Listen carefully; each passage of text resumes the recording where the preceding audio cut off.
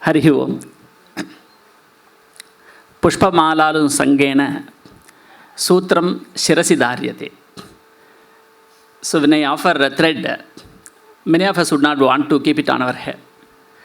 But when against the same thread is studded with flowers, we will have it on our head.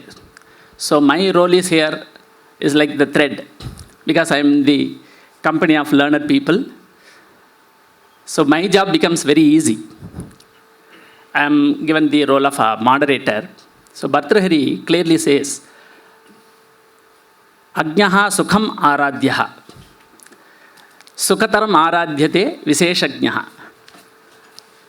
Jnana Lava Durvidagdham Naram Brahmapi Naranjayati. So my role will be from a layman point of view. I may put some questions which may appear very, very at a basic level. But these questions are there in the minds of so many participants of this workshop. And in my previous experiences also, I faced such questions. So I would like to get the opinions of the great experts in their own subject. So let us, without much delay, we'll start this. We have got a very beautiful theme for this. Revealing India to curious Indians. So I would like to start my question with that. So what is the take of the experts on the theme? So revealing India means what was India and how it is, how it should be, and who are the curious Indians. So I would like to get the opinions from Radhakrishnan ji. We'll go in the order. And depending upon the question, I may even jump the order also. So first, I request Radhakrishnan ji to start. Thank you. Namaskar to the participants and Vidwans and all the scholars on the other side. For me, it actually means that we should not get stuck in the past. The reason is that, so much has been said, done, we have seen it. And as Sir said, it's only touching the tip of the iceberg. There's so much deep within. But the curious Indian will decode it. Yet, the danger is that we may go back to the past. As they say, gaadi reverse gear pe nahi chalti. It's very important, take the principles and move ahead. So curiosity is there. And as Professor Mahadevan ji also said and Balasubramanian ji also said, if there are certain things which is irrelevant, fine. It's okay. But let's move ahead. So, I remember when I was speaking to Mishra sir, he's also doing a project on what is called as robotics and artificial intelligence. I mean, that's really moving ahead. Now think about, can we connect that? First thing it looks like no. Then I was, discussing with him, so yes, there is a connection. Can we decode it? So I think for me that curious Indian part, which has always been remained is that, is it just something of the past or can we make it relevant? So the curious Indian in me wants to look at India and Indian knowledge from a futuristic perspective, beyond astrology.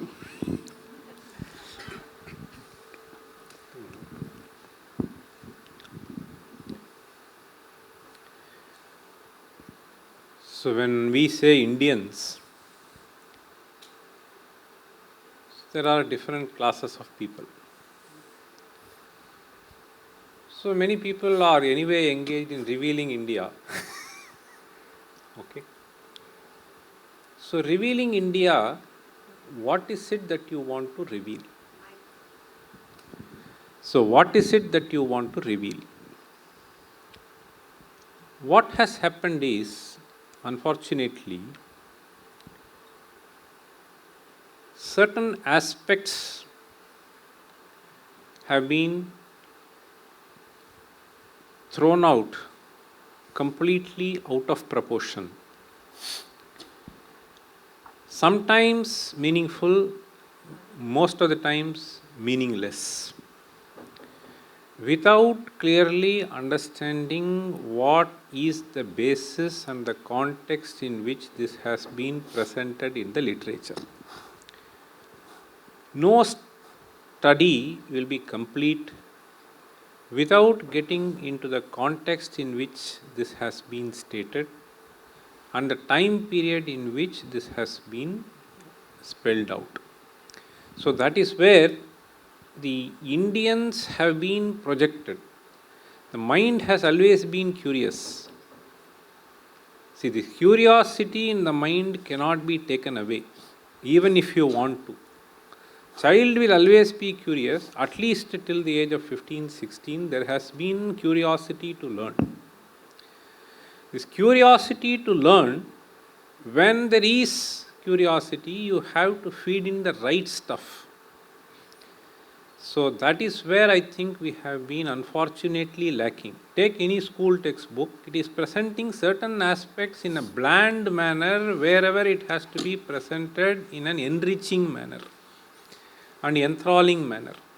So these things have been completely presented in a completely wrong way. So that has been the disservice that we have done for a long period, is what I came to understand from my own background and my own experience. I had absolutely no clue about the wonderful contribution that Indians have done in various fields till I had a certain occasion at the age of 25 or so to just get into this field, and this has been a fascinating journey for me. So all that needs to be done is, this curiosity is there, but it has to be fed with the right things. And when we do this, let me also caution a little bit. I have also seen people who have a well-established career somewhere, well-established position. At times what has happened is, these people just try to present things in a very superficial way and try to make statements which are totally unjustifiable. For instance, I will give you one example. We all know of ChatGPT, right? I came to know of this a few months back. One of my students said, "Sir, do you know ChatGPT?" I said, "I don't know." So then he said, "So you should just try something." So he himself said something. Then I made one question to this ChatGPT. So what is Vedic science? I just put this question. Then this ChatGPT came up with a few answers, and then it listed, so India has this. And then there was one paragraph which came. So Indians had found this. Then they had done a lot of work in mathematics. They have discovered law of gravitation. We also came. Exactly. Then what is law of gravitation? I know Newton has. Then why Indian? So, and John Playfair has also said there was no Newton in India. No, the reason I am saying is, this obviously means some fellow has entered this in the web. Right? So it has pulled out some data from somewhere. Law of gravitation essentially means, so some constant in the m1, m2 by r square, inverse square law. This is a quantitative statement which Newton has come up with, and the constant has been fixed. All that we have in our text is some akrishta shakti, somewhere it is there. So akrishta shaktischa mahitayayat khastham gurum swabhimukham swashaktya akrishyate tat patati eva bhati same samantat kvapatat viyam khe. This is some discussion which is there in one of the astronomy works. So looking at akrishta shakti, this fellow has immediately entered somewhere in the web that law of gravitation has been discovered by our people. So this is a great disservice that is being done. Okay, so when we present, all that I wanted to say was, curiosity is there, but when we present what is there here, one has to clearly understand the context in which it has been stated and the tools which are available for them to discover something. See, there are certain tools which are required to discover certain things, and whether they were there or they were not there. Okay, so all this has to be considered, and if we present the right things, I think this will help us. So shed away the ignorance that we had for a long time. One can even say it has been a cultivated ignorance. And this cultivated ignorance has to be completely uprooted. Okay, thank you. You can. That string theory is in Bhagavad Gita. I said, okay, string theory has a lot of mathematics behind it and all that. So where is this in Bhagavad Gita? I asked him. He said, Matta parataram na anyad kinchid asti dhananjaya mayi sarvamitam protam sutre manigana iva. I just wanted to add one more example to what he said. But let me tell you, this my concern or my point is about revealing India. In this Curious Indians part, I was also wanting to talk only about the revealing India. I want to tell you two things which my experience has taught me. First thing, in 2004, me and one of my friend, he used to have an NGO and we used to do a few things. So we organized a 2-day program in Bangalore. What we did was we brought a group of Sanskrit scholars and Ayurvedic doctors and had a 2-day program. We went to Academy of Sanskrit Research, Melkote, brought 2 manuscripts. One I remember the name, Anjana Nidhanam. Another manuscript I remember. Both are manuscript on health, 14th century, something like that. So our idea was, first day we spoke about the greatness of Indian knowledge, Sanskrit, all that. We had 3-4 speakers, all that we did. Our idea was, the second day we will do it on a workshop mode, in which we will hopefully try to do something about these manuscripts. So divided, some 40 people were there, we divided them into 2 broad groups, etc., etc. By lunchtime, we realized we will not move an inch forward. We could not move an inch forward. Why? Because the Sanskrit Pandits did not know Ayurveda. The so-called Ayurvedic doctors' knowledge of Sanskrit was almost not there. So we were just sitting like a lame duck with this manuscript. And we were also told that there is a third category of people required who know how to decipher a manuscript, because there is a paddhati of even writing. When it is dictated, there are certain ways, some things are added, and so apparently there is a certain, it is a profession by itself. So by evening 3:34, we came to a grinding halt. We just left it. We couldn't do anything. The second day was literally a washout. What is the message here? The message here applies actually to IKS. Because much of the original IKS is in Sanskrit. Please understand that. And we have put Sanskrit, in fact my pain is people do a PhD in Vyakarna in some of the Sanskrit institutions and go to a school and teach Ramaha, Ramaha, Ramaha. Because that is the supply chain we have created for Sanskrit fraternity, and the whole supply chain is like that. So what has happened is, even if you want to cull out IKS in a particular way, we seem to have, because people who are in the so-called mainstream, in science or technology or management, are nowhere near Sanskrit.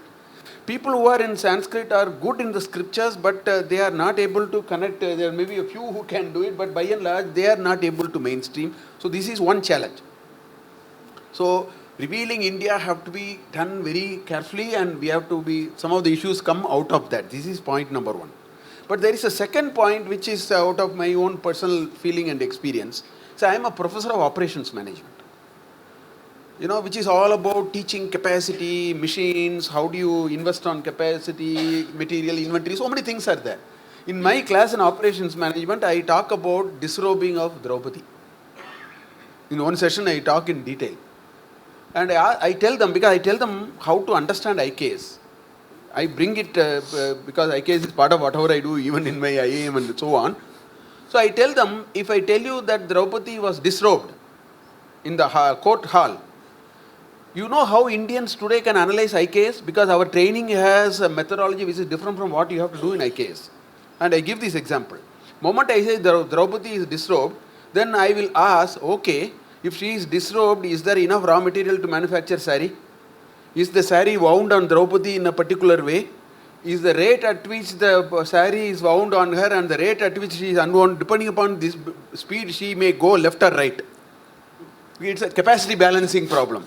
This is all we have understood. Our analysis today is very, very, IKS is not like that. In fact, I tell them why that story is required. Or, I say Kannappa Nayanar, there is a very famous story.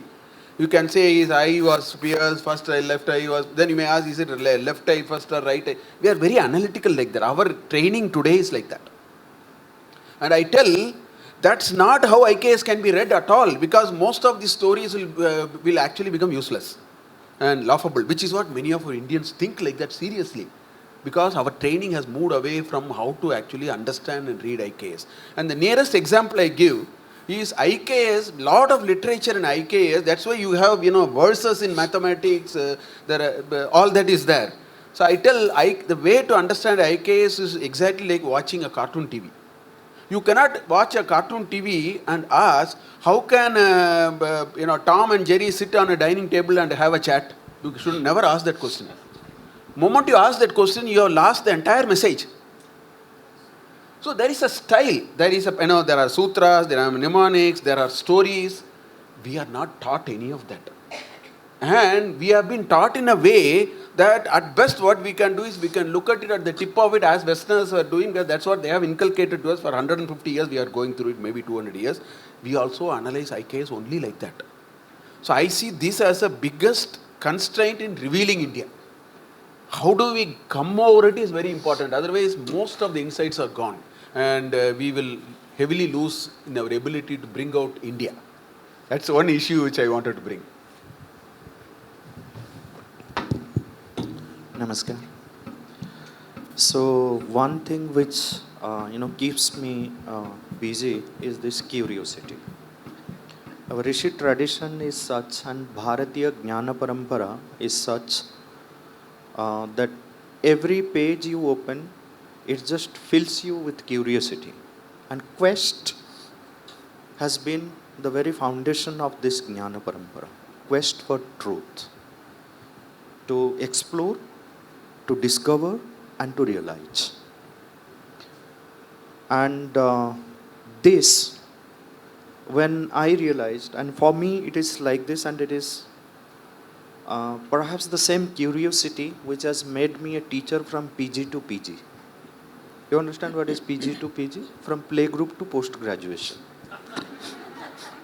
So I engage myself maximum with children. So I've developed curriculum for children and then teach them what is this Bharatiya Jnana Parampara. The curiosity, every page, I'll give you some examples. I asked this question yesterday, I shared with you the kind of questions which were there in me, and then the Jnana Parampara itself gives you the answer. If we are engaging with these questions, we get the answers. Like the question which I carried in me, okay, what is the real Bhaya Hetu? Is it the Vyaghra or something else? Then Brihadaranyaka Upanishad tells me, Dutiyad Vai Bhayam. It is the divided consciousness, the second entity which generates the fear. It's not the Vyaghra or it's not the Chora. It gives a different meaning to it. I work a lot on Chandas and the Varnamala.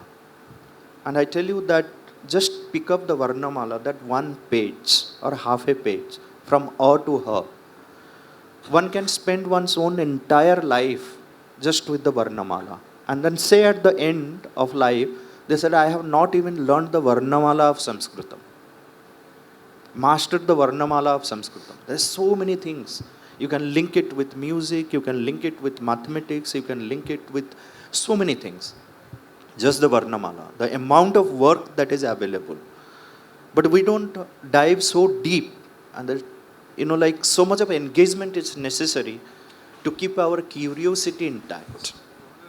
I asked this question and I got the answer. And then I've recently written an article about it, which became viral on the internet. I asked this question, why all interrogatives have ka in it? Have you ever thought? Kya, kaun, kyun, kaise? All interrogatives. In Sanskrit also, all interrogatives begin with ka. There's just one question, it can keep you engaged for years. It kept me engaged for years. I didn't have the answer to it. I asked so many people also, why interrogatives begin with ka? But then while going through the Matruka Vijnanam in the Tantra, Kashmir Shaivism has enormous amount of materials on it. They don't give a direct answer to it. But if there is question, then the answer comes from somewhere. That's what I have seen. Like this, like you go to, like he was presenting Prashna Upanishad questions. Yesterday I told you I have made a compilation of 350 questions asked by the Upanishadic aspirants. And the entire Shastra, Upanishadic Shastra, you have the answers to these questions. This quest for truth, for exploring, for exploration, for discovery, for realization, this is what kept our Jnana Parampara alive, and we should nurture that quality of questioning, having that quest for the truth. So that's one thing which I have realized, and then I have kept it alive, and this helps in discovering many, many wonders of the language, of the Jnana Parampara, of the Tattvas. So that's what all those who have kept alive that are the true curious Indians. Thank you all the experts for your wonderful. Why is it called Ka? So you go to internet, search why all interrogatives are beginning with Ka, and then you'll get the answer. You'll get into my article and then read it. He has written an article on that. So I picked from the response from Professor Subramanian ji he gave. So he talked about the content in our educational system. That brings me another question, that nowadays there are a lot of international schools coming up like Mushroom.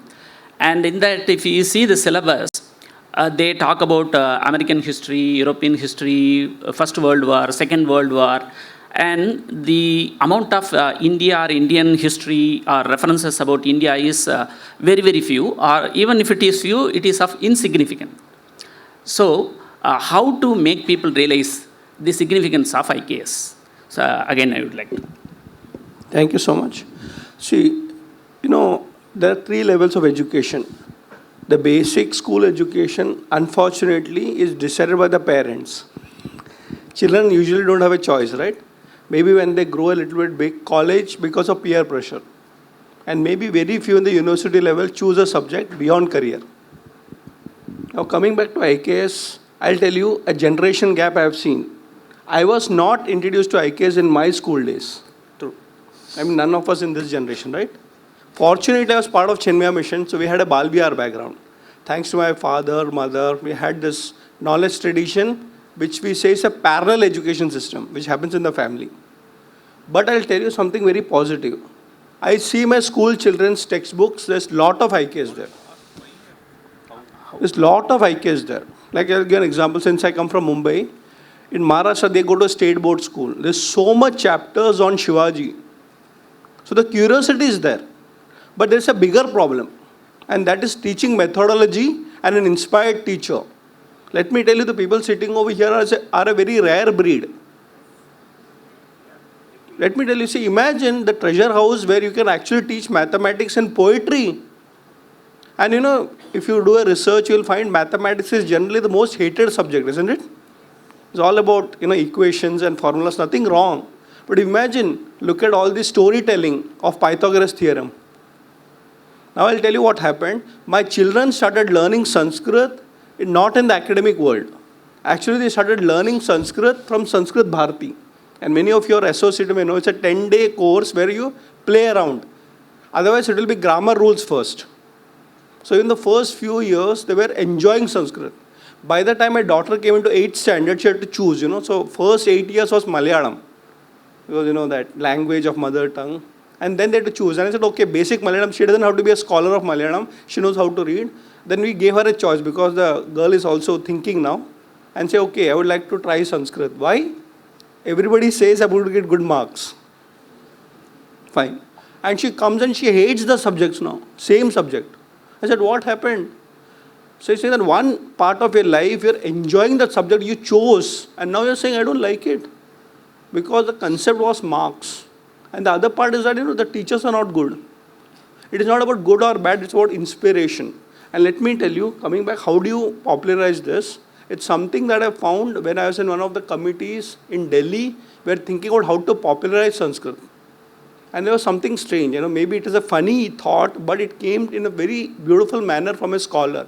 He said, Sanskrit में अगर हमको लोगों को तो पहुँचाना है, संस्कृत को पहुँचाना है, उसमें बेसिक लेवल पे गालियों का निर्माण करो.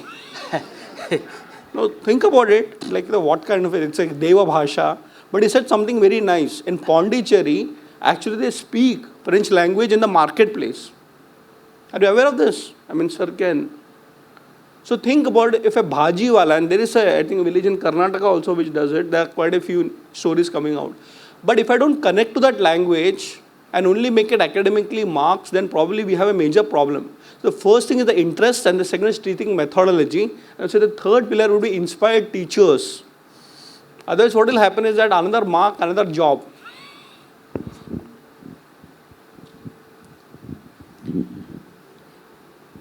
See, this question of how to integrate would not have even come to us but for some strange reasons which this country has undergone.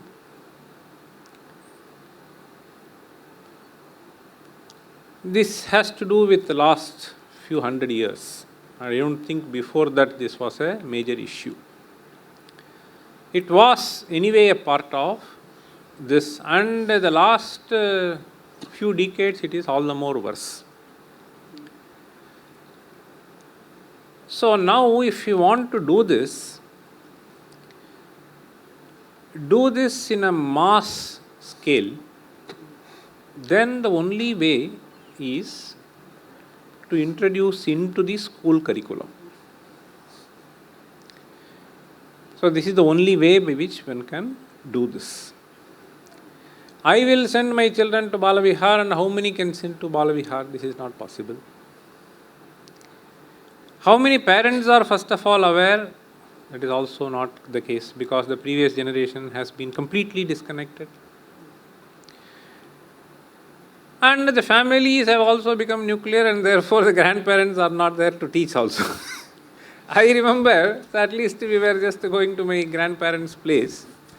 So certain things he will just be teaching. So once he just said, so I was just 5 or 6 year old boy, I think. So in the night he used to have a glass of milk. So he will just sleep outside.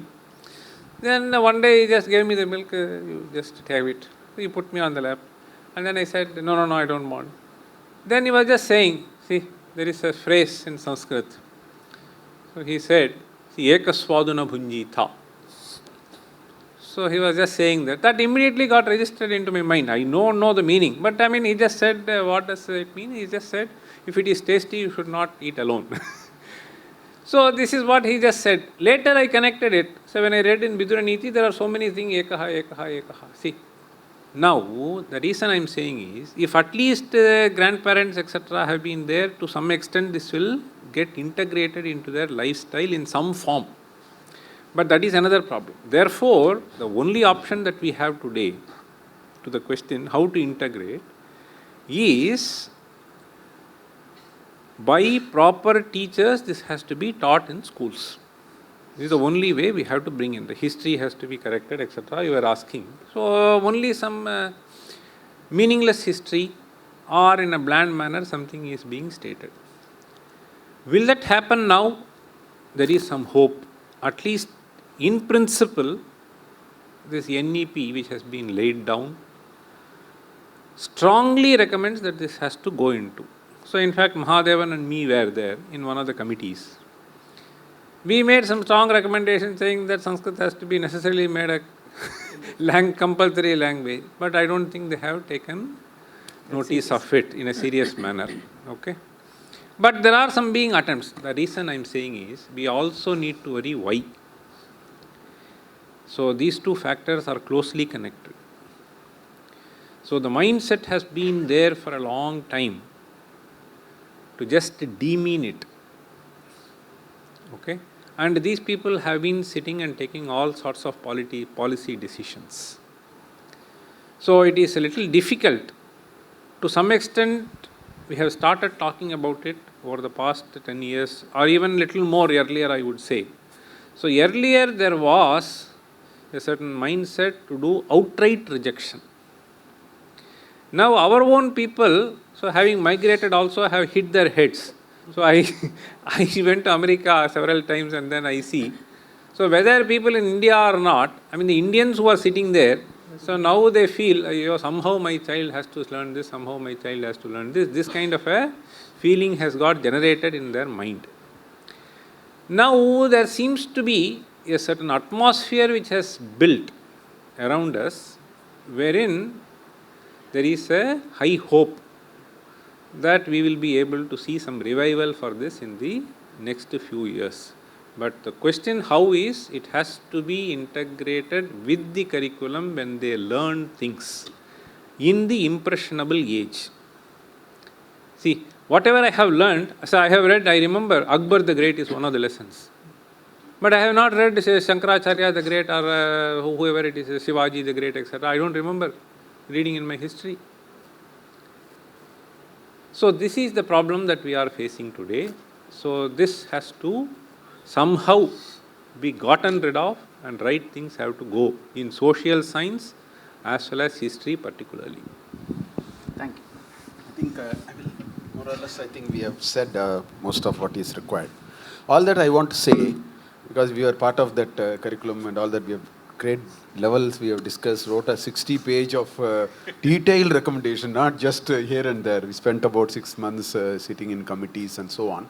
See, the NEP, National Education Policy, one of the cornerstone, at least as a policy, now there are implementation challenges. One of the cornerstone of NEP is rootedness in India.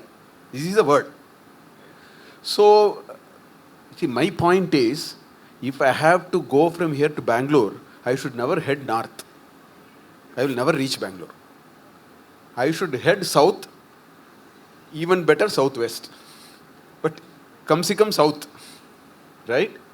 So I think we have reached that stage now. We were heading north for going to Bangalore. Now we have actually... No, not going to Bangalore. We wanted to go somewhere, Moscow. Now we have turned south. What I mean is, I think the most crucial step has been taken now.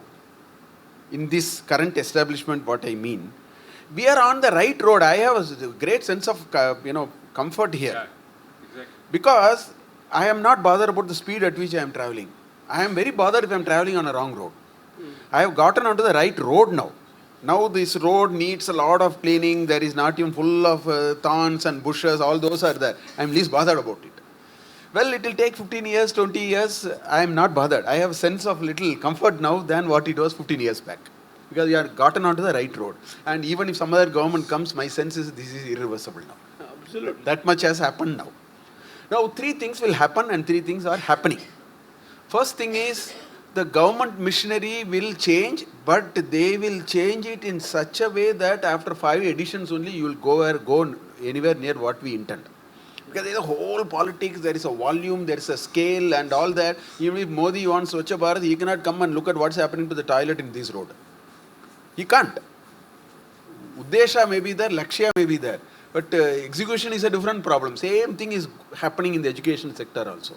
Therefore, I understand the government has to make it in scale and all that, which they have started, and it will be 2-3 layers of imperfection even before we actually reach there.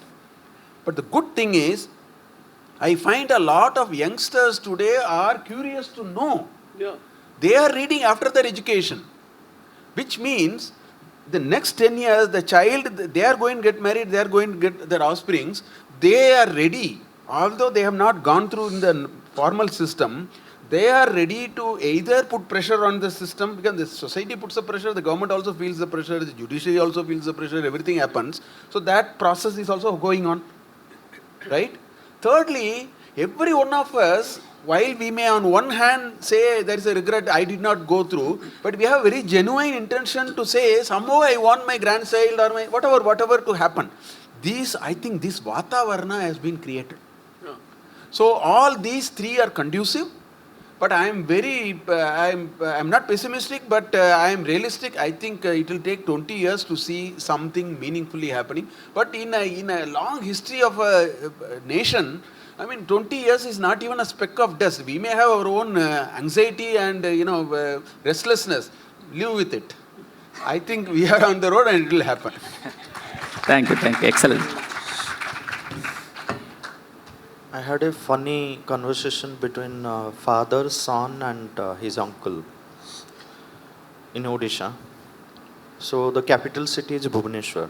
So the uncle asked the boy, बताओ हमारे ओडिशा का राजधानी? बोला कटक. तो उसके पिताजी ने 10 रुपया निकाल के दे दिया उसके हाथ में. वाह, ले लो. तो अंकल ने पूछा ये तो गलत बोला, तो भुवनेश्वर है. बोला मुझे पता है, पहले तो भद्रक बोलता था, अभी कटक तक आ गया. तो अगले 1-2 महीने में भुवनेश्वर बोल देगा. ये हमारा सिचुएशन है आईकेएस को लेकर अभी तक.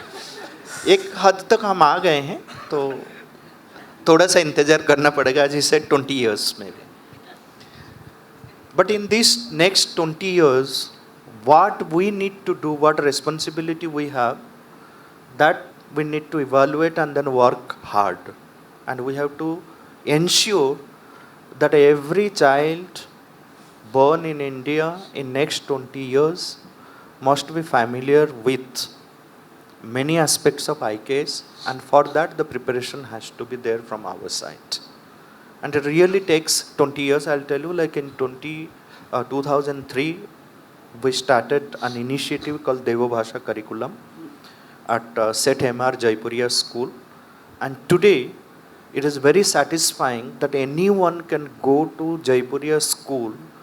The students themselves, they have, a group of students, maximum students, there are 5,000 students. A group of 50 students, they have decided not to speak any other language in the school but Sanskrit. Wow. Today you can go to the website or YouTube of Jaipuriya School and can see flawless Sanskrit they speak. And the whole, the credit goes to the founders, and today this curriculum has reached more than 100 schools in India. It takes time, but we have followed a different pattern. We are introducing the entire Bharatiya Jnana Parampara through this curriculum. How to integrate. For example, like we have 3 important sections along with the curriculum that every child has to learn at every level. We teach Sanskrit there from preschool to class 8 compulsory. Compulsory. The government doesn't make it compulsory, it's a different thing. But we all can make it. We have so many private schools where we can make it. And we have made it possible. That from playgroup to class 8, this is perhaps the one and only school in India with a ICSE board, mainstream education, where Sanskrit is compulsory from playgroup to class 8. And in the textbook, every child has to learn 2 shlokas of Gita, 2 mantras from Upanishads, 2 mantras from the Veda. And the selection of those mantras, see what is difficult in... Every day. Every day? Yes. No, not every day, different shlokas. In the textbook, they have 2 shlokas. Like, say, class 1. Class 1 has only 2 shlokas from the Gita, 2 mantras from Upanishad, 2 mantras from the Make Veda. it more. They are learning it in a separate class. Like, we have prayers. दो श्लोक से ये होता है, मैं I'm telling you. There are so many other things also they have to learn. It's not that. Then 2 श्लोक से ये होता है कि today, because of those 2 shlokas and mantras, the children demand, they don't go their home after 2 o'clock. They demand that we should learn the entire Gita. We should learn a full Upanishad. We should learn a Veda. And then we have arranged separate teachers, those who are staying and teaching them Gita, Veda and Upanishad separately, and at least 100 children in Jaipuriya school, after 2 o'clock, they are learning the Veda, Gita and Upanishad. So it is the impact of those 2 shlokas included in the curriculum, the textbook. And in addition to that, they have to learn Amarakosha, but in a very different way. We don't teach that the shlokas you should by heart. We give them the logic. 5 words we introduce. Like suppose you have Jalam, Apah, Vari, Neeram. These are synonyms. So right from the beginning, we teach them why water is called Jalam, why it is called Apah, why it is called Neeram, why it is called Ambu, Ambhas. So we introduce the Pancha Mahabhutas, 5 words, and show them the logic. Then we give them the entire verse from Amarakosha. If they are interested, they will learn. Now they demand, because of these 5 words, now they demand that we should learn the entire Amarakosha. We introduce them the whole scientific heritage by introducing different rishis, their scientific contribution. Who is Kanada? What is his contribution? Who is Gautama? What is his contribution? These are all part of that textbook. And the pedagogy is different. The teachers training module is like in a school, in a single school, we have 12 Sanskrit teachers, well trained. From morning to evening, they have dedicated their lives for teaching Sanskrit to the children. And we have integrated many branches of knowledge into these textbooks through Sanskrit. We are generating more curiosity amongst them. And then in class 9, 10, 11, 12, these people have demanded that we also want to have Sanskrit. Now we have supplied different teachers at those schools, those classes, 9, 10, 11, 12, and they are studying Sanskrit till that. So that's how, and it has taken 20 years. It doesn't matter. But today we have been able to create that impact and then create that curiosity amongst the young masses that they want to learn Gita, Veda, Upanishad, the Bharatiya Jnana Parampara. That is what is very satisfying. That's very excellent. So this question is from one of the participants from the IKS seminar. So that participant asked, whenever we talk about IKS and everything, it ultimately ends up with the studies of Sanskrit. So I want to know whether are you promoting Sanskrit for IKS or you are promoting IKS for Sanskrit? So this is a question I would like to get response from the panel member. So I would like to get the response from this order. The clock has to move in both ways. Correct. So when we say IKS, Bharatiya Jnana Parampara, usually we are linking it with all that is there in Sanskrit. But in a broader sense, every part of Bharat has contributed immensely towards the Bharatiya Jnana Parampara. While we are dealing with the Sanskrit, and this is also a kind of proposal I have made for the policymakers, that Kevalam Sanskritam is not going to help us. We need to link every Bharatiya Bhasha with Sanskrit. When we are promoting Bharatiya Bhasha, and through Bharatiya Bhasha, again Bharatiya Jnana Parampara, suppose my proposal is, this also can be like you all are members of different committees, like you can also like on behalf of me, you can propose this, that when we are giving 100 marks to every language, say Odia 100 mark, Tamil 100 mark. So instead of giving full 100 mark, so give 70 to 80 marks the Bharatiya Bhasha, and then 20 to 30 marks you keep Sanskrit along with it. Then what happens, they will be able to link, because 70 to 80% vocabularies in every Indian language is Sanskrit. You have the Tatsama, you have the Tadbhava. If you make a calculation, 70 to 80% vocabularies will be Sanskrit. Now what happens, how will they understand even the history of the language? The Vyakaranam is deeply connected. It derives much from the Samskrita Vyakaranam. Even the Chandas, they derive much from the... So without knowing Sanskrit, the knowledge of Bharatiya Bhasha also will remain incomplete. So therefore, if they assign 20 marks, I am asking for 20 marks. If they give 30 marks also, it's good. 20 marks Sanskrit should be a part of the Bharatiya Bhasha curriculum. Then what happens, you don't need to spread Sanskrit separately. Along with the Bharatiya Bhasha promotion, Sanskrit is also promoted. That's how you can integrate. So that is what I have thought of, that This is how we can bring the Bharatiya Jnana through Bharatiya Bhashas, linking it with Sanskrit. I will make two short observations. The question is whether IKS is for Sanskrit or Sanskrit is for IKS. This is like asking whether the heart is for the lungs or the lungs is for the heart. It's exactly like this. First of all, we have to understand they are all one integrated unit. You should not ask, is the brain for the lungs or the lungs for the brain? Because these, there are 4 or 5 important gadgets which have to work. Only then this prana will keep working and so on. That is point number 1. Point number 2, I want to make an observation. And I'll use today's terms to explain that. Shankaracharya is a Malayali. I'm using today's terms. Shankaracharya is a Malayali. Ramanujacharya is a Tamilian. Okay? Madhvacharya is a Kannadiga. Okay? All the 3 of them, when they transacted, they use Sanskrit. So I want you to understand, today we are transacting in English.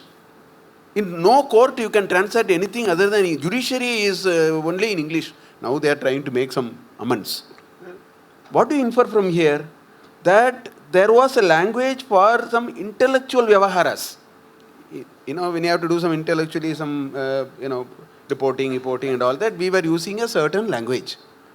That language turned to be Sanskrit.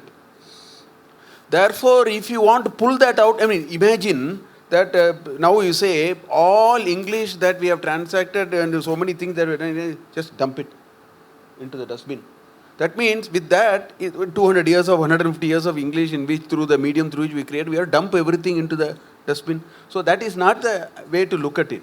I think it is like lungs requires brain, brain requires heart, and all the 3 will work, and then we will be very succeeding.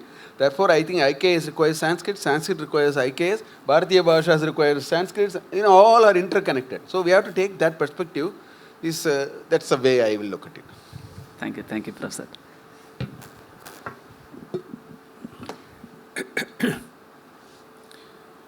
See, this IKS as we understood,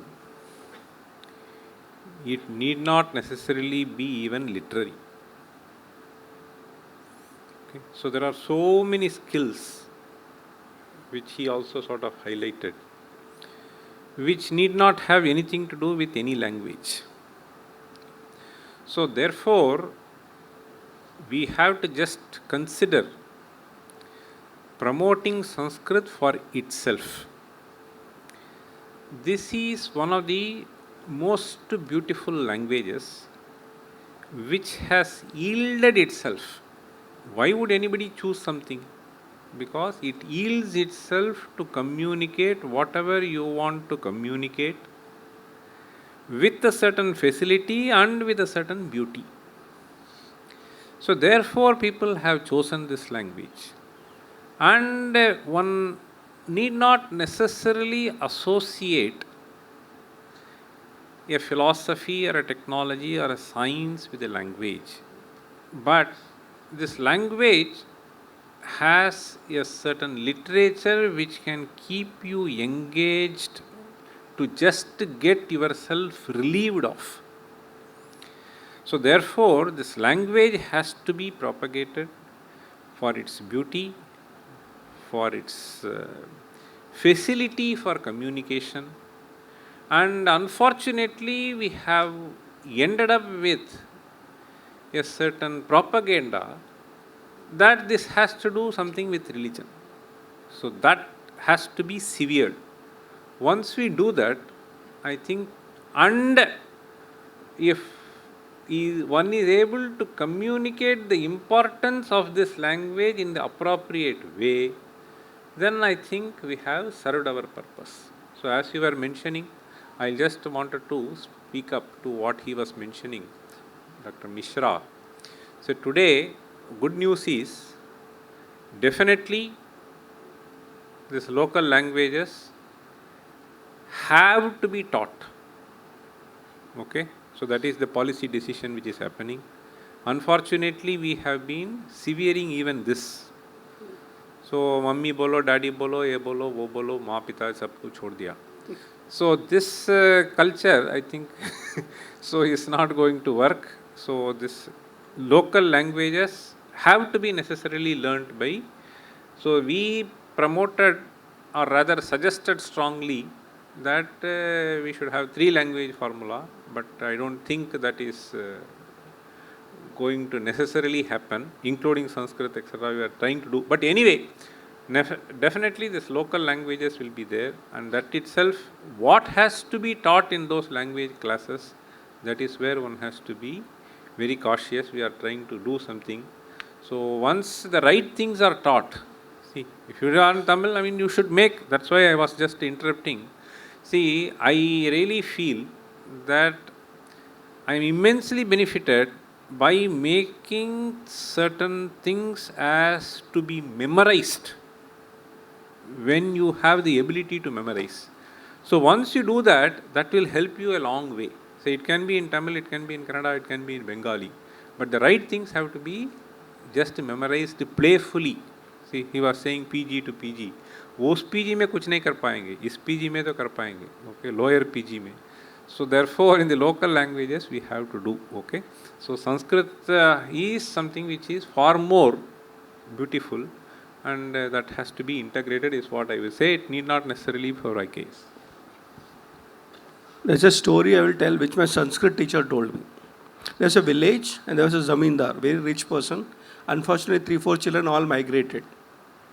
But once in a year, all the children who are married, settled outside, would come back to that village for an annual vacation with their grandparents. And think about the old grandparents, no children, no grandparents, but they should look forward for the event when they would come down for a week. And this grandmother, rich lady, right? Big house, but empty house. She had a very senior servant, Chacha ji. बोलता अभी मेरे पोते पोती आने वाले हैं. So in one room they converted that into a food storage, like a big refrigerator if you want to call it. And she filled up the whole thing. There were 10-12 grandchildren. And the instruction was given to that servant Chacha ji that, let the children play, get tired in the fields, but when they come back, they'll feel hungry, right? So give them anything that you want. I'll be locking the room and giving the key to you. And whatever they come and whatever they want, they can eat unlimited, no questions asked. And this senior servant says, okay.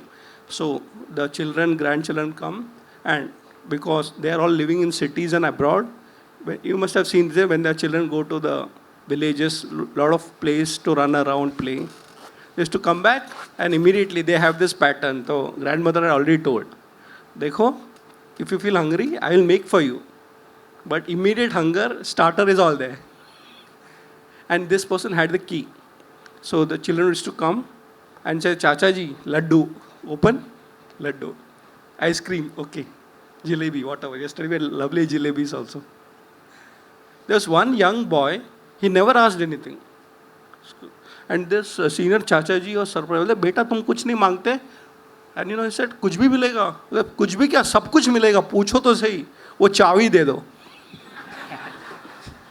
So why should I come to you every time and say, I want this, I don't want? Why am I telling you is that our teacher told us that I can be a nimitta for you to enter into IKS. For me it was Arthashastra, right? But after a point, you should be able to decode the scriptures yourself. So I'm giving you the key. But the question is, IKS or Sanskrit are interconnected.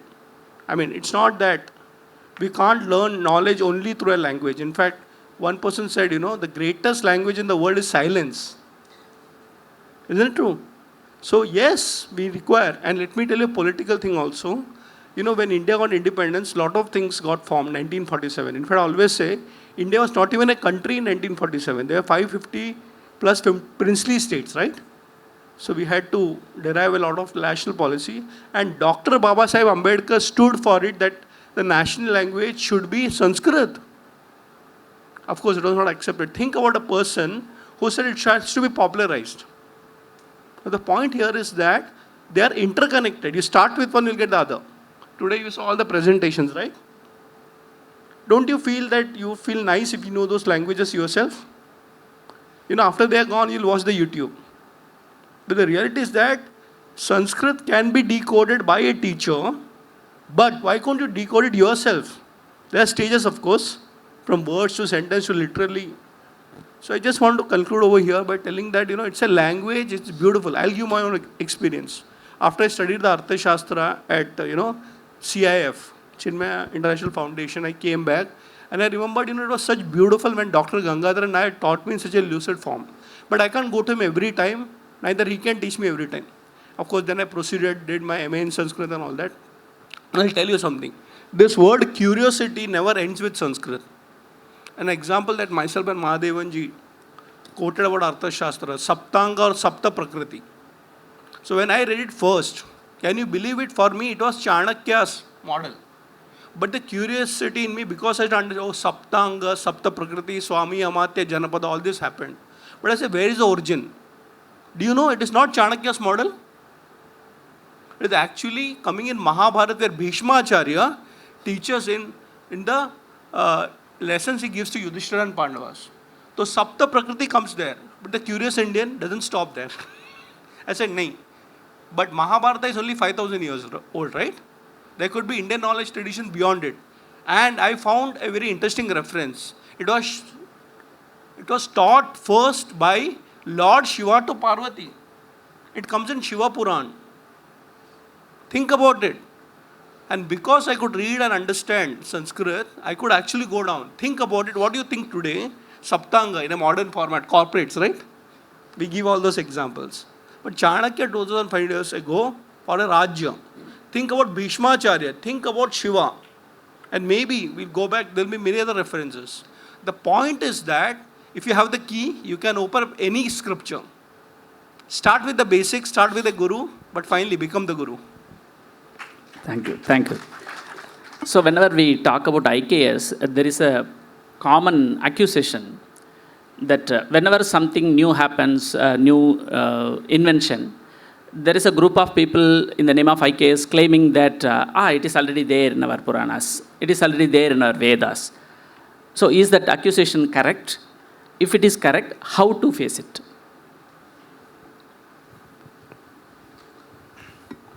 See, IKS,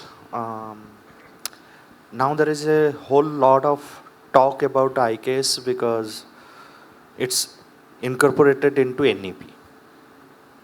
Just imagine, before it was incorporated into NEP, IKS has been there for a long time. A lot of people, dedicated people, have been working. Their entire life they have dedicated for working for the, what is called Bharatiya Jnana Parampara. Look at all the Sanskrit universities, Sanskrit colleges, Sanskrit people like that. It is not something new as a concept. It is there. The second thing is that we do say that ये तो वेद में है, पुराण में है, उपनिषद में है, सब कुछ हमारे पास है. That gives a sense of pride, and also we enjoy a little bit of glorification of our past. But today it's time that instead of just glorifying, yes, much knowledge is there. Even much knowledge which many people do not even know about it. Like we have heard a little bit about metallurgy, we have heard a little bit about any other scientific branches which are mentioned. He gave a whole list of it. But there are many sciences about which we are not aware of it. There is a Vrishti Vijnanam. There is a what is called the lapidary science, the gemology. There is a science of making lexicons. There are so many sciences. But the thing is, like, we have not been able to present it in a logical manner. We have not been able to present the way it has to be presented to the young minds. The sciences, and the most important thing is how do we implement it? How do we apply it? The application part is somewhere missing. And that is what is one of the most important works which remains with all of us. That how do we make it a part of our life and then apply it in the life. The Shastra is there, the Jnanam is there, but the Jnanam has to be applied in every aspect of life. I'll just give you a few examples. Like I link Sanskrit with many practical aspects. So I do train corporate presenters, cinema actors, actresses, theater people, teachers, singers. So I have a very innovative program, voice culture program through Sanskrit. And it is entirely based on our Bharatiya Jnana. And today voice culture trainers, the voice trainers have a immense money and demand. The same way I have a different program for speech pathology. So based on our entire Shiksha Granthas, so I have created this module, and if you look at my file, I have collected more than 5,000 verses. It's a real collection of verses which I utilize for rectifying many speech-related disorders and disabilities. Though I have not kept a record of the things, but hundreds of children suffering from stammering, suffering from any inorganic speech-related and disorders, so I have corrected them. I work with autistic children. So the whole Shiksha Grantha, the way the phonetics is explained in our Shastras, I make it application oriented. So today if you search, I help the plastic surgeons dealing with cleft palate patients in evaluating. There is a pre-surgical and a post-surgical evaluation of the speech pattern of the patient. Like after surgery, the child should be able to speak out all the phonetic sounds. So for this evaluation, most of the speech pathologists, they use the IPA model. IPA model is International Phonetic Alphabet, which is not as scientific as the Samskrita Varnamala. So I tell them that why don't you use the Samskrita Varnamala model for a better evaluation of the speech pattern. And then there are many students, like I have trained 4 or 5 teachers because I alone cannot do. So they are engaged only to teach the autistic children. So someone has autism, someone has some kind of, autism related problems, speech related problems.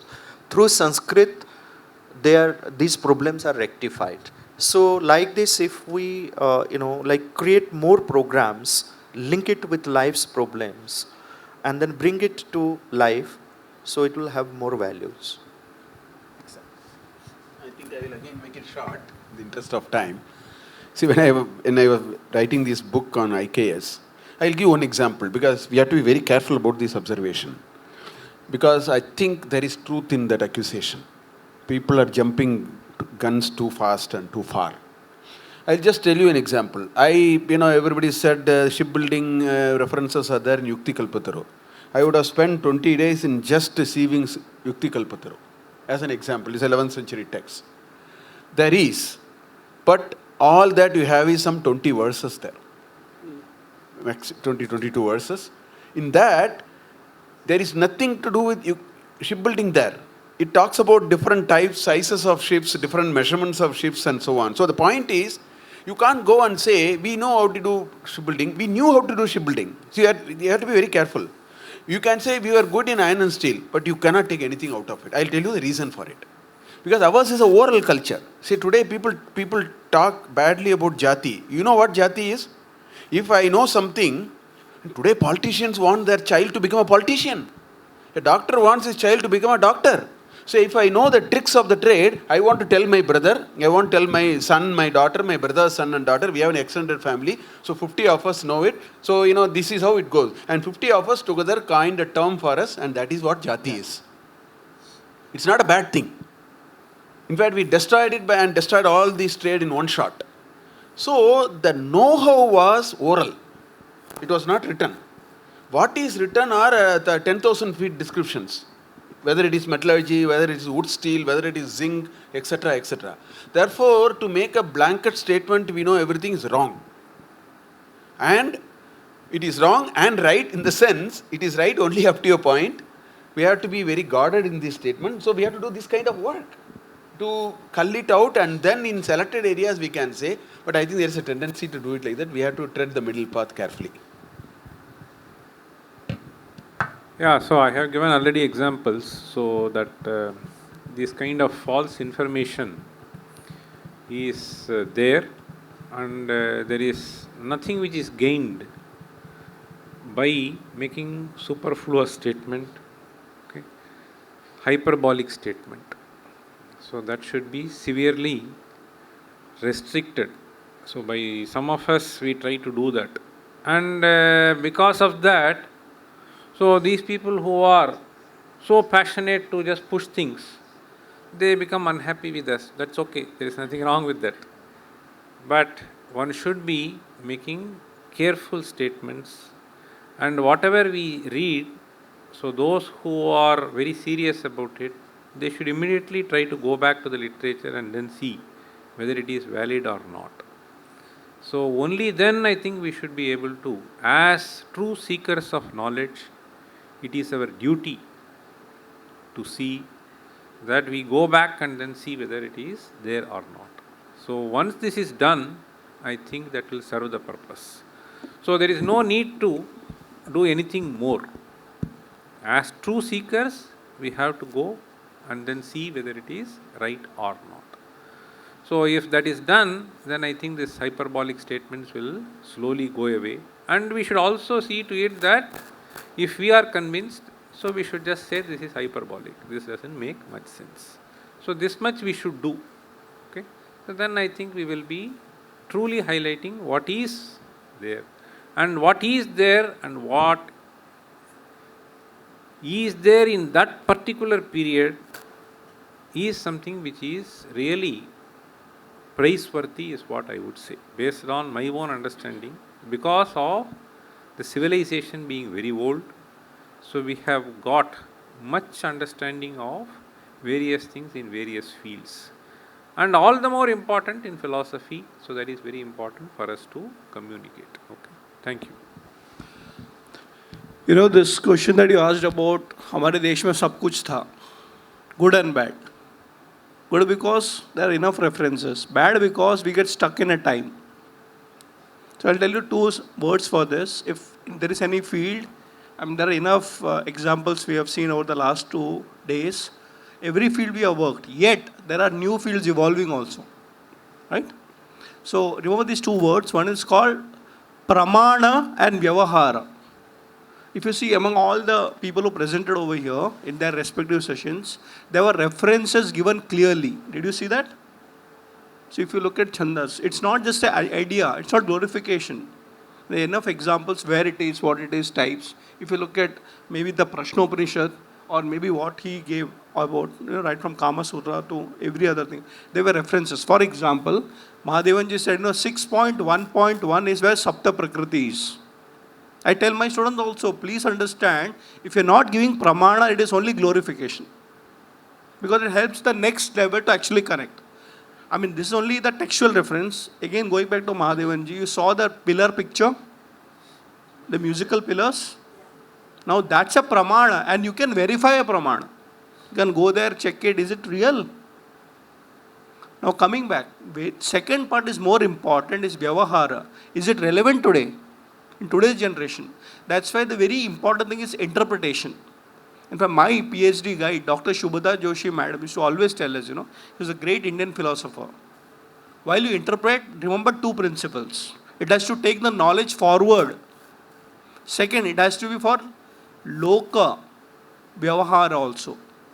So take the generation forward. So if somebody is working on a knowledge, a system that did not exist, yet you can have the principles from the old systems. As somebody said, how can you use probably the Indian wisdom in cyber security? Possible? I'm just leaving a question, I don't answer. In fact, my students are doing that. Cyber security, okay, it's a new technology, new world. But if you look at the word security, think about it, go back, maybe you'll find a reference.